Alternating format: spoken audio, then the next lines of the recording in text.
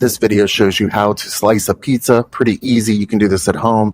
You need a hard surface. You need a pizza cutter, a pizza wheel, or kind of a big, heavyish knife. Butcher knife is good. Chef knife is okay. Cut it down the middle in half. Now go the other way. Cut it in half. Look here, halfway there. We've got 4 big, even slices, but those slices are too big. Let's go ahead, cut down the middle all the way through. Make sure you're pressing hard. Now we have 6 slices. 4 are even, 2 are even. But now find that last big slice, push hard, go all the way across. 8 even slices. You look like a professional. You're not even a geometry scientist.